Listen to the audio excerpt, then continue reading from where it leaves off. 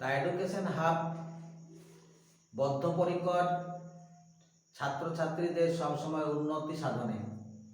তাই আজ আমি যে বিষয়গুলো আলোচনা করব, যে সকল ভাই বোনেরা এবছর জিএনএম, এএনএম, কনস্টেবল যে কম্পিটিটিভ পরীক্ষাগুলো দেবে তাদের জন্য কিছু গ্রামার অর্থাৎ গ্রামারের কি পোর্শন আলোচনা করব না, গ্রামার থেকে কিছু এক্সেপশনাল ভয়েস চেঞ্জ আমরা করব, যেগুলো পরীক্ষাতে আমাদের সাধারণত এসে থাকে।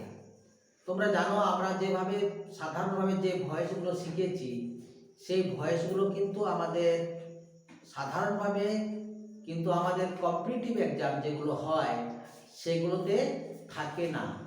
তাই এক্সেপশনাল যে নিয়ম, সেই এক্সেপশনাল নিয়মের কিছু ভয়েসেই আমাদের কম্পিটিটিভ পরীক্ষার মধ্যে থাকে। আমি মনে করছি এগুলো তোমাদের ক্ষেত্রে খুব ইউজফুল হবে। দেখো আমি একটা একটা করে আলোচনা করছি। দ্য ড্রামস আর বিটিং একদমই এক্সেপশনাল। তোমরা হয়তো রুল যা শিখেছো সেই রুলকে নিয়ে ভাবতে থাকবে, বাট এগুলোর ক্ষেত্রে আমাদের রুল বাদ দিয়ে সেগুলোকে আমাদের বেসিক ফর্মে করতে হয়। কি আছে না, দ্য ড্রামস আর বিটিং, আমরা ভয়েসটা কিভাবে করলাম, the drums are being beaten, এটাই হলো বেসিক। অর্থাৎ তোমরা কি দেখবে যে অ্যাক্টিভ যেটা থাকবে সেখানে যদি কন্টিনিউয়াস এরকম থাকে, দ্য ড্রামস আর বিটিং আছে, সেই ক্ষেত্রে the drums are being beaten. Next যেটা আমি আবার একটা এক্সাম্পল হিসাবে তোমাদের নিয়েছি, দ্য হাউস ইজ বিল্ডিং, একই রকম ভাবে answer, the house is being build. তাহলে এরকম ভাবে যে কন্টিনিউয়াস যে আইএনজি যে থাকে যে ভয়েসগুলো সেগুলোকে তোমরা ট্রান্সফরমেশন করবে প্যাসিভ ভয়েসে এরকম ভাবে, the house is being build, তাহলে সেটা হলো কি না, দ্য হাউস ইজ বিল্ডিং থেকে হলো the house is being build. Next একটা ইম্পারেটিভ সেন্টেন্স যেটা থাকে, প্লিজ, প্লিজ কাম হিয়ার, এটা তোমাদের সহজেই মনে থাকবে।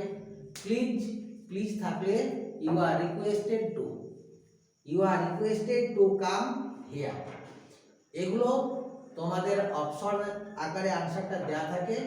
সবসময় তোমরা জানো যারা পরীক্ষার জন্য প্রিপারেশন নিচ্ছ এগুলো হয় সবসময় এমসিকিউ টাইপের। সেক্ষেত্রে দেখবে তোমরা you are requested to come here option থাকবে, you are requested to come there থাকবে, আবার হয়তো সেটা অন্যরকম কোনোভাবে দেওয়া থাকবে। তাহলে তোমাদেরকে স্পষ্টভাবে নিয়মটাকে জানতে হবে না, প্লিজ থাকলে you are requested to come here, মানে নেক্সট টু এর পর থেকে কোনো রকম চেঞ্জ হয় না। আমরা যে নেক্সট ভয়েসটা সেটা আলোচনা করছি, দ্য স্টোন ইজ হার্ড, অ্যাক্টিভে আছে, how to change into basic না, the stone is hard when it is hard. অর্থাৎ পাথর যে শক্ত সেটা আমরা কখন বুঝবো না, এটা যখন আমাদেরকে আঘাত করা হবে না, তাই এখানে করা হয়েছে কি না, হোয়েন ইট ইজ হার্ড। এই টাইপের যে ভয়েসে যদি এক্সাম্পল তোমাদের দেয়া থাকে, the stone is hard when it is hard, what type of voice, এটাকে তোমরা মনে রাখবে। এই ক্ষেত্রেও কিন্তু এটা এই টাইপেরও থাকে তোমাদের কোশ্চেনগুলো, মানে সেটা কি হচ্ছে না, সেটা হচ্ছে কোসি প্যাসিভ ভয়েস। আমরা তো জানি normally active voice, passive voice, এটাকে বলা হয় কোসি প্যাসিভ ভয়েস। তিনটা অপশন দেওয়া থাকবে, চারটা থাকতে পারে, তাহলে সেক্ষেত্রে তোমরা সেটাকে দাঁড়িয়ে দেবে কি না, কোসি প্যাসিভ ভয়েস। অর্থাৎ যে ভয়েসের মধ্যে অ্যাক্টিভ এবং প্যাসিভের দুটো গুণেই বর্তমান থাকে সেটাকে বলা হয় কোসি প্যাসিভ ভয়েস।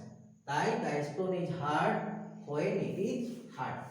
নেক্সট যে এক্সাম্পলটা নিয়েছি, দ্য সুগার ইজ সুইট, একদম common, the sugar is sweet when it is tasted. অর্থাৎ সুগার মিষ্টি আমরা যখন এটার স্বাদ পরীক্ষা করব। একটা আমরা ভয়েস শিখলাম, তাহলে এটা আমরা কি ভয়েস পেলাম না, এটা হচ্ছে একটা কোসি প্যাসিভ ভয়েস যার মধ্যে অ্যাক্টিভ এবং প্যাসিভ ভয়েস দুটোরই গুণ বর্তমান থাকে।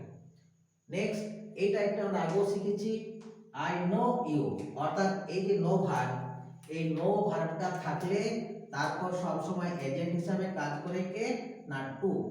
You are known to me. Answer কি হলো না you are known to me. আজ তাহলে মোটামুটি আমরা যে টাইপের এক্সেপশনাল ভয়েস গুলো থাকে সেইগুলো তোমাদের আলোচনা করলাম। আমি নেক্সট ক্লাসে এরকমই তোমাদের কম্পিটিটিভ পরীক্ষার জন্য আবার কিছু গ্রামার নিয়ে হাজির হব। আশা করি তোমাদের এই ভিডিওটা ভালো লাগবে। অবশ্যই আমার কাছে অবশ্যই আমার কমেন্ট বক্সে অবশ্যই কমেন্ট করো। ধন্যবাদ।